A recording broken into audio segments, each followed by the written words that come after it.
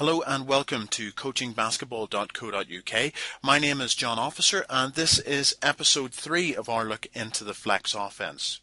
Now in episode 2 we dealt with the basic rotations of the flex, and then at the end of it I lied to you and told you that we were going to do the next episode would be just the teaching points of those rotations. Unfortunately I've done yet another dry run and we can't squeeze it in 10 minutes on YouTube. So we're going to narrow that down again and we're just going to deal today with the flex cut teaching points, and in episode 4 then we're going to deal with the down screen teaching points. It's just I feel there are too many teaching points to cover. I don't think that I can really cut them out of this lecture, if you will, and really give you a truly comprehensive overview of the flex offense without those teaching points being included. So anyway, that's my rant over. We'll get stuck into the main bits. So here we have the first option on the flex offense, which is the flex cut itself. There you see number 2's received the ball. That's initiating the offense. Number 3 steps off of the post and sets a screen. That was really dealt with a little bit on the teaching points of that in the episode 2. And then what's going to happen here is number 4 sets up his player to go over or under the screen, depending really on where he walks his defender to. Two real main teaching points in this slide here. First of all is the screen. What you want to do, and this is a universal, this doesn't really depend on the flex, it is right across the board, no matter what offense you're running, zone or man, be it a shuffle offense, flex, or whatever the case may be. Just make sure that your screener is setting up so if you've got here, you've got the triangular icon, the defender, going up to the top of the screen, so number 3 wants to angle his back to the bottom right hand corner of the court. There, if you have it, then if he's going under the screen, you want him to angle his back to the top right hand corner of the court.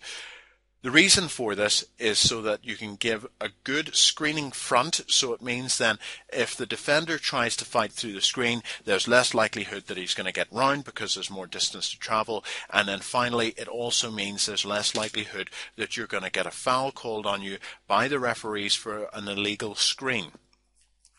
The second teaching point there is to reduce the distance between the offensive player, number 4, and his defender.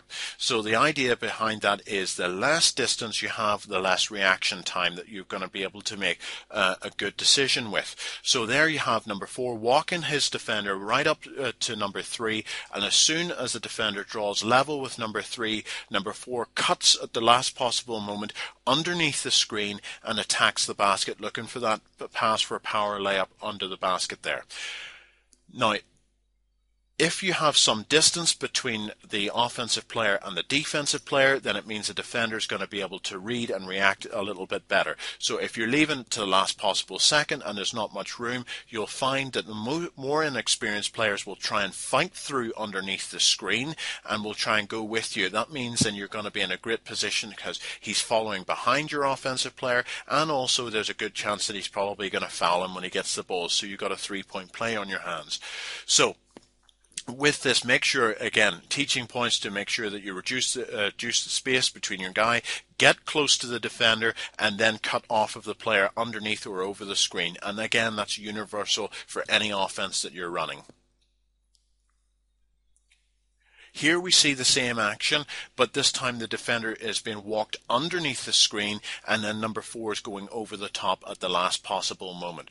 What you're seeing there is number 4, because he's got more space, has more options. He's got the power cut right to the basket, and if number 4, the triangular icon, the defender, reads what he's doing, going to the basket, and goes basket side of the screen, an anticipation on the pass happening, takes that away, number 4 should fade out towards the 3-point line on the left-hand wing and look for that pass for a shooting opportunity.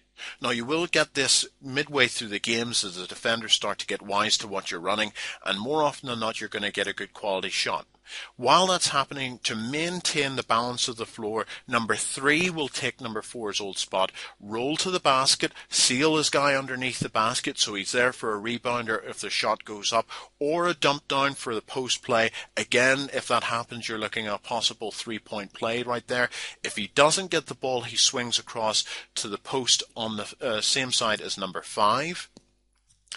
If all of that happens and there's still been no shot or no pass by number 4, you still got the ball in his hands, what you should be looking to do is set a pick and roll opportunity from number 1, setting a screen down. Just as we discussed in episode 1, the great thing about the Flex, because it's so simple, it's a simple layout and it's easy to rebuild.